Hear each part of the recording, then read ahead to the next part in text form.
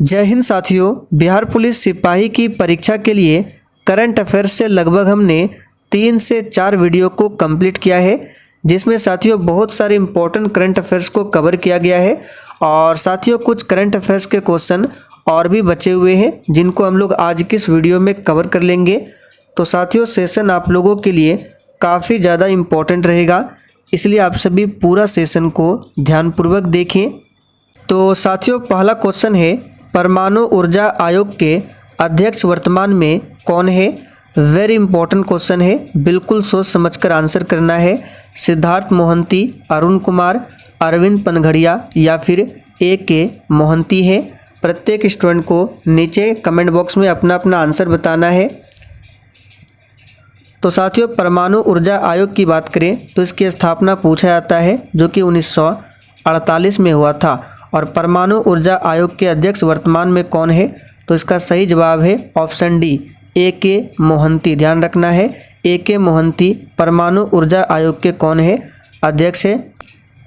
चलिए आगे देखिए, चलने के अधिकार को लागू करने वाला पहला राज्य कौन बना है? बिल्कुल सेलेक्टेड क्वेश्चन को कवर करेंगे, इसलिए पूरा सेशन को ध्यानपूर्वक देखना है। तो देखिए साथियों, चलने का जो अधिकार है इसको लागू करने वाला पहला राज्य पंजाब बन गया है। तो यहाँ पर सी ऑप्शन आपका सही जवाब है, पंजाब याद रखिएगा। चलिए आगे देखिए, किस देश के हैरिस पार्क का नाम बदलकर लिटिल इंडिया किया गया है? बिल्कुल आपको सोच समझकर आंसर करने हैं। और साथियों इस प्रैक्टिस सेट में आप लोग कितने प्रश्नों के सही सही आंसर करते हैं, सेशन के लास्ट में आपको कमेंट करके अपना अपना स्कोर ज़रूर बताना है। तो किस देश के हैरिस पार्क का नाम बदलकर लिटिल इंडिया किया गया है? तो याद रखिएगा ऑस्ट्रेलिया। तो बी ऑप्शन आपका सही जवाब है। ऑस्ट्रेलिया की राजधानी कैनबरा है। जापान की राजधानी कहाँ पर है? टोक्यो है। चलिए आगे देखिए, 2000 किलोमीटर तक की मारक क्षमता वाले बैलिस्टिक मिसाइल खैबर का सफल परीक्षण किस देश में किया है? तो देखिए ये जो बैलिस्टिक मिसाइल है खैबर, ये 2000 किलोमीटर तक मारक क्षमता है इसकी, और इसका सफल परीक्षण किया है ईरान देश ने। तो याद रखिएगा इंपॉर्टेंट प्रश्न है, यहाँ पर सी ऑप्शन आपका सही जवाब है। चलिए आगे देखिए, प्रधानमंत्री नरेंद्र मोदी ने नए संसद भवन का उद्घाटन कब किया था? और साथियों अगर आपको किसी भी प्रश्न में थोड़ा भी डाउट होता है तो आप लोग तुरंत कमेंट करके पूछिए, आपके कमेंट का रिप्लाई 100% दिया जाएगा। तो प्रधानमंत्री नरेंद्र मोदी ने नए संसद भवन का उद्घाटन कब किया? तो 28 मई 2023 को। तो पहला ऑप्शन आपका सही जवाब है। और इस नए संसद भवन के वास्तुकार कौन थे? तो विमल पटेल। इसका नाम याद रखिएगा, हो सकता है एग्जाम में पूछ ले। विमल पटेल कौन थे? तो नए संसद भवन के वास्तुकार थे। चलिए आगे देखिए, चंद्रयान 3 का लॉन्चिंग तिथि क्या है? तो चंद्रयान 3 का जो लॉन्चिंग है ये हुआ था 14 जुलाई 2023 को। यहाँ पर बी ऑप्शन आपका सही जवाब है। चंद्रयान 3 को LVM-3 व्हीकल से लॉन्च किया गया था। तो यहाँ पर बी ऑप्शन आपका सही जवाब है, 14 जुलाई 2023 को। चलिए आगे देखिए, 45वीं यूरोपीय निबंध पुरस्कार से किसे सम्मानित किया गया? तो यहाँ पर 7वें प्रश्न का आंसर याद कर लीजिए, अरुंधति राय। तो बी ऑप्शन ध्यान रखना है, अरुंधति राय। नेक्स्ट है, पद्म विभूषण 2023 से सम्मानित उस्ताद जाकिर हुसैन का संबंध किस वाद्य यंत्र से है? चलिए 8 के लिए आंसर बताएंगे। देखिए 2023 में 106 लोगों को दिया गया है पद्म पुरस्कार, जिसमें 6 लोगों को दिया गया है पद्म विभूषण। तो उस्ताद जाकिर हुसैन का संबंध जो है ये तबला वादन से है। तो यहाँ पर बी ऑप्शन आपका सही जवाब है, तबला याद रखिएगा। और बिस्मिल्लाह खां का संबंध पूछे तो शहनाई वादन से है। इंडिया जस्टिस रिपोर्ट 2022 में बड़े राज्यों की श्रेणी में शीर्ष स्थान किसे प्राप्त हुआ है? तो इस प्रश्न को हमने पहले भी बताया था करंट अफेयर्स में, 2 बार इस प्रश्नों को बताया है। तो चलिए देखते हैं कितने बच्चों को याद है। तो यहाँ पर इसका आंसर हो जाएगा कर्नाटक को प्रथम स्थान प्राप्त हुआ है।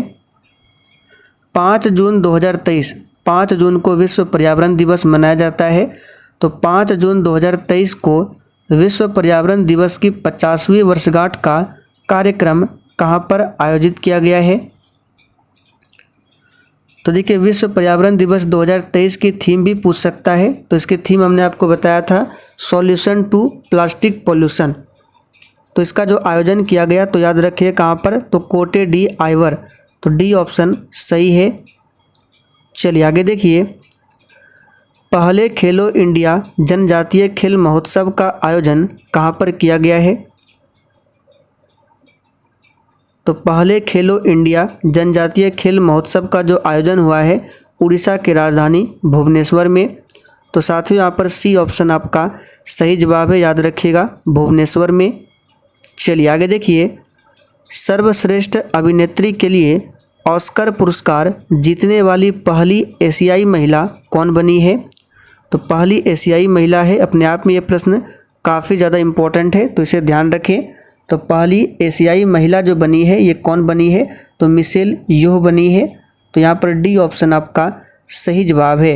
और देखिए साथियों, जिसने अभी तक सेशन को लाइक नहीं किया है तो प्लीज़ आप सभी से रिक्वेस्ट है कि आप सभी सेशन को साथ में लाइक भी करते चलें। चलिए आगे देखिए, चर्चा में रहा महादेई वन्यजीव अभयारण्य इनमें से किस राज्य में स्थित है? और देखिए, इससे पहले जो 3 से 4 करंट अफेयर्स का जो वीडियो कराया गया है, यानी करंट अफेयर्स से संबंधित जो क्लास लिए गए हैं उसका लिंक मैं डिस्क्रिप्शन बॉक्स में दे दूंगा। तो हो सके तो आप लोग जाकर रिवीजन कर लीजिए। तो चर्चा में रहा महादेई वन्यजीव अभयारण्य जो है ये है कहाँ पर? तो गोवा में। गोवा की राजधानी पणजी है। और गोवा को पुर्तगालियों से कब आज़ाद कराया गया था? तो हमने कल शायद पूछा था, तो 1961 में। ग्लोबल पीस इंडेक्स 2023 में भारत की रैंक क्या है? तो ग्लोबल पीस इंडेक्स 2023 में भारत जो है 126वें स्थान पर है। चलिए आगे बढ़ते हैं। लुसाने डायमंड लीग टूर्नामेंट में नीरज चोपड़ा ने कौन सा स्थान प्राप्त किया है? चलिए 15 के लिए आंसर कीजिए फटाफट से। तो साथियों इसका सही जवाब है लुसाने डायमंड लीग टूर्नामेंट में नीरज चोपड़ा ने पहला स्थान प्राप्त किया है। आगे देखिए, हाल ही में global India icon of the year award से किस भारतीय खिलाड़ी को प्रदान किया गया है? तो global India icon of the year award किस भारतीय खिलाड़ी को प्रदान किया गया? तो इसका सही जवाब है नीरज चोपड़ा को। याद रख, सॉरी यहाँ पे क्या पूछा गया है? Global India icon of the year award ये सम्मानित किया गया है मैरी कॉम को। तो यहाँ पर पहला ऑप्शन आपका सही जवाब है, मैरी कॉम संबंधित है मणिपुर राज्य से। एशियाई एथलेटिक चैंपियनशिप 2023 में भारत पदक तालिका में कौन से स्थान पर रहा है? तो यहाँ पर 70वें प्रश्न का आंसर हो जाएगा तीसरे स्थान पर रहा है। और साथियों आज आपको 8 बजे और 8:30 बजे की क्लास को मिस नहीं करना है। 8:30 बजे की क्लास में 2010 से लेकर अब तक जितने भी ज्योग्राफी के क्वेश्चन पूछे गए हैं उनको कवर करने वाले हैं। फटाफट से आप लोग रिवीजन कर लीजिए क्योंकि परसों आपका एग्ज़ाम है। चर्चा में रहा वीर सावरकर इंटरनेशनल एयरपोर्ट कहाँ पर स्थित है? और कल हम लोग हिंदी व्याकरण के प्रश्नों को कवर करेंगे, लगभग 60 से 70, जो कि एग्ज़ाम के लिए इम्पोर्टेंट रहेगा। इसलिए अभी डेली क्लास अटेंड कीजिए 2 दिनों तक। तो चर्चा में रहा वीर सावरकर इंटरनेशनल एयरपोर्ट, ये पोर्ट ब्लेयर में है। पोर्ट ब्लेयर याद रखिएगा अंडमान निकोबार की राजधानी है जो कि साउथ अंडमान में स्थित है। कवरत्ती ये लक्षद्वीप की राजधानी है। अहमदाबाद को भारत का मैनचेस्टर कहा जाता है। नाटो शिखर सम्मेलन 2023 का आयोजन कहाँ पर किया गया? देखिए नाटो में अभी हाल ही में 31वां सदस्य देश कौन बना है? तो हो सकता है पूछ ले, तो याद रखिएगा फिनलैंड, जिसकी राजधानी हेलसिंकी है। ये नाटो का 31वां सदस्य देश बना है। नाटो की स्थापना 1949 में किया गया था और इसका हेड क्वार्टर है ब्रुसेल्स में। तो इसका जो आयोजन किया गया 2023 में कहाँ पर? तो याद रखिएगा लिथुआनिया। बी ऑप्शन आपका सही जवाब है। लोकमान्य तिलक अवार्ड 2023 से किसे सम्मानित किया गया है? लोकमान्य किसे कहा जाता है? तो बाल गंगाधर तिलक को, और लोकनायक जयप्रकाश नारायण को। तो ये सम्मानित किया गया है नरेंद्र मोदी जी को। यहाँ पर पहला ऑप्शन आपका सही जवाब है। चलिए, और नितिन गडकरी कौन है वर्तमान में? देखिए सी ऑप्शन में दिया हुआ है। तो सड़क परिवहन मंत्री है नितिन गडकरी। अमित शाह गृह मंत्री है। निर्मला सीतारमण वित्त मंत्री है। वर्ल्ड एथलेटिक चैंपियनशिप 2023 में गोल्ड मेडल जीतने वाले पहले भारतीय कौन बने हैं? तो यहाँ पर 21 का आंसर हो जाएगा नीरज चोपड़ा बने हैं, याद रखिएगा। चलिए आगे बढ़ते हैं। महिला फीफा फुटबॉल विश्व कप 2023 किसने जीता है? तो चलिए आंसर याद कर लीजिए। महिला फीफा फुटबॉल विश्व कप 2023 जीता है किसने? तो याद रखिएगा स्पेन ने। यहाँ पर बी ऑप्शन आपका सही जवाब है। स्पेन की राजधानी मैड्रिड है। 15वें ब्रिक्स सम्मेलन 2023 का आयोजन किस देश में किया गया?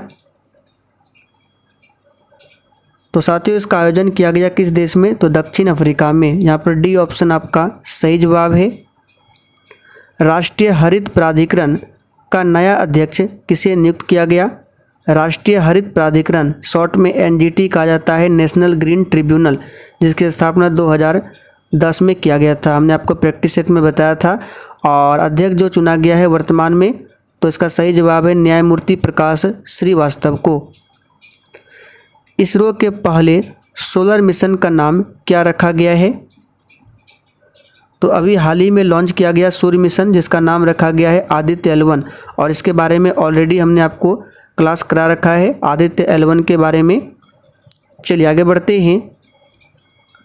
15 अगस्त 2023 को प्रधानमंत्री ने लाल किले से कौन सी योजना की घोषणा की थी?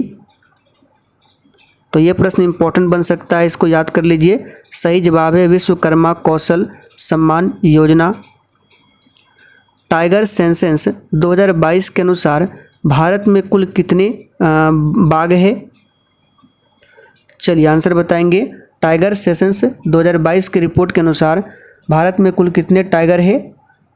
तो याद रखिएगा 3167। नेक्स्ट है लता दीनानाथ मंगेशकर पुरस्कार 2023 किसे प्रदान किया गया है? तो साथियों ये प्रदान किया गया है किसे? तो याद रखिएगा इसका सही जवाब है आशा भोसले को। किसे? आशा भोसले को। फेमिना मिस इंडिया 2023 कौन बनी है? चलिए 29 के लिए आंसर कीजिए। फेमिना मिस इंडिया 2023 कौन बनी है? तो नंदिनी गुप्ता बनी है, याद रखिएगा कौन? नंदिनी गुप्ता। किस राज्य में भीमराव अंबेडकर की 150वें फुट ऊंची प्रतिमा का अनावरण किया गया है? तो ये किया गया है किस राज्य में? तो याद रखिएगा तेलंगाना राज्य में। यहाँ पर डी ऑप्शन आपका सही जवाब है। तो चलिए साथियों आज के लिए इतना ही। सेशन पसंद आया हो तो सेशन को आप सभी दिल से एक बार ज़रूर लाइक कर दें और सेशन को शेयर करना ना भूलें।